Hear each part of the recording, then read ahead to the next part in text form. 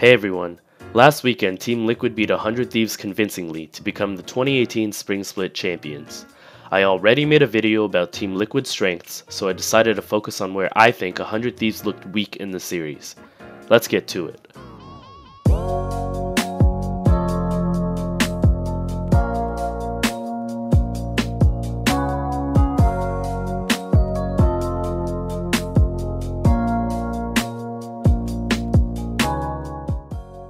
We'll start off with the Game 1 Baron Steal situation, which pretty much blew the game open for Team Liquid, who have a terrifying siege composition. 100 Thieves set up 2 picks well, and built up a 5v3 advantage. Team Liquid now have no carries to properly contest the Baron, but 100 Thieves opt for a 50-50 Baron. Both Xmithy and Meteos are level 12, and Xmithy has Flash, Q, and the Blast Plant to get into the pit. It seems as though 100 Thieves feel like they absolutely need to force this right now instead of turning on Impact, who fully runs into the pit.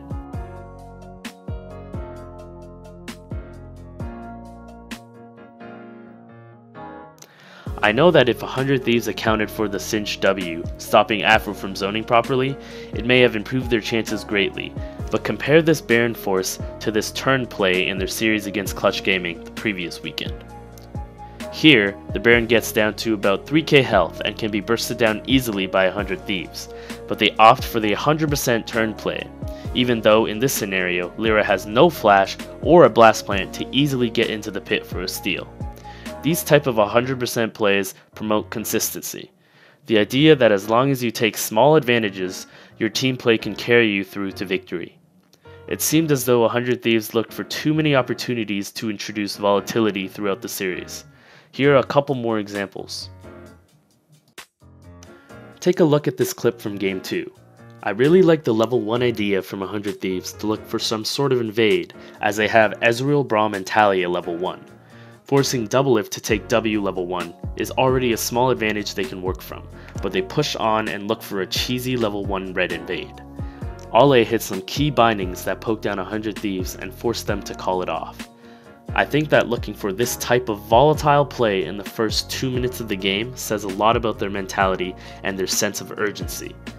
They force so hard and get the short end of the stick again, like their Baron from Game 1. Skarner, who has one of the strongest jungle clears and has superior pacing on Trundle, is forced to start late, start low, and start his E. In this clip from Game 3, we have another fight where 100 Thieves force way too hard and completely botch their setup. 100 Thieves are fighting the river control ward and have 2 roaming solo laners coming first through the river. Someday has his Black Cleaver already completed at 10 minutes into the game. They definitely have a superior position to win a fight, until Ryu forces too hard by taking his Rise portal. The tendency to force is definitely a strength for 100 Thieves in certain scenarios. They often get good picks because they're so easily able to pull the trigger, but I think they needed to find a better balance in the series. This type of play is not sustainable against veteran players in long series.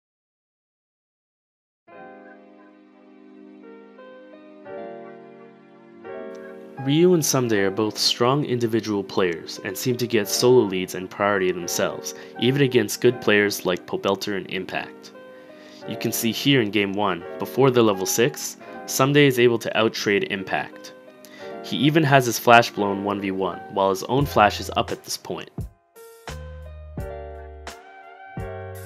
Ryu also took a good trade and now has full mid lane priority on Pobelter, but this eventually fizzles out.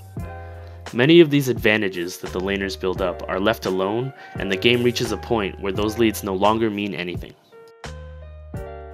My assumption is the language barrier has some sort of impact on the top side of the map, as 2 non-native English speakers must work with Meteos. It is hard to say exactly what Meteos can do better in his pathing, but here's an example of where Someday and him could coordinate much better. Someday is clearly walking up past the river to shove his wave, while Meteos is farming in the top side. If Someday waits to push his wave, or Meteos paths directly topside, they could have definitely looked to force something onto flashless Impact. Instead, Someday meets the wave and gets ganked by Xmithy when Meteos is too far away to initiate a 2v2. Someday loses pressure since he has no health left, and the window to punish Impact's Flash is now gone, as Impact reaches level 6 on the next wave. Game 3 really showed how 100 Thieves wasn't comfortable or experienced with pushing a topside lead. After the initial skirmishes, which put Someday and the entire topside miles ahead of Liquid's, 100 Thieves goes toward the bot side to fight and defend their tier 1 turret, instead of further punishing the top side of the map. At this point, Herald is up and Dragon is already down. Of course, the fight itself was poorly played, but I don't think that 100 Thieves should have ever come back to the bot side. They should have kept the map split in their favor and continued to pressure the top side. This death here is also due to the movement toward bot side a couple of minutes ago. Someday still feels like he's so strong 1v1, but now lacks the topside pressure that was there a couple minutes ago when the junglers split the map into top and bot sides. He dies when he pushes up too far. 100 Thieves should learn to capitalize more on their strong solo laners. It's possible that Someday and Ryu need to find a stronger voice on the team so they are comfortable having the team play around them rather than the other way around.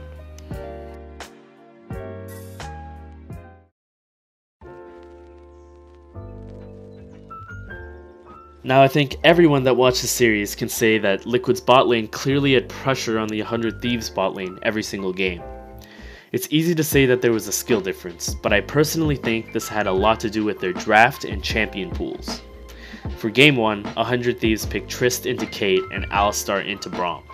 This is an extremely difficult 2v2 matchup to play, and they clearly were punished accordingly, as you can see the 15 to 20 CS lead that Doublelift has amounted onto Cody-san by 7 minutes into the game. Although they swap out of this and force a good play top, I think that losing this hardened lane shreds the confidence of the bot lane and isn't worth it. Again, for Game 2's draft, Liquid understand exactly what they want to do with the priority around Kate and Xayah. They banned them both and have comfortable picks with all remaining matchups.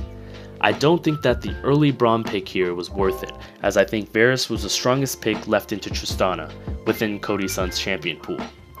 They could have first rotation picked Talia and Skarner and then adjusted for their last pick going into the second phase of bans. They don't ban out Moore either in the second phase, who is quite strong into Braum and aren't able to get bot lane priority with Ezreal and Braum. For Game 3, Liquid showed that they have comfortable known picks into Caitlyn by picking Jhin before the second phase of bans, which I thought 100 Thieves should have done with Varus in the previous game instead of picking Braum. Liquid also showcased strong Ashe play into Caitlyn against Echo Fox, so they were well prepared into Kate. It's possible their Trist into Kate or Ezreal into Tristana worked well in scrims against other teams, and it was mostly the support matchup that determined the difference. But regardless, 100 Thieves needed to develop a deeper tree of decisions surrounding the bot lane draft.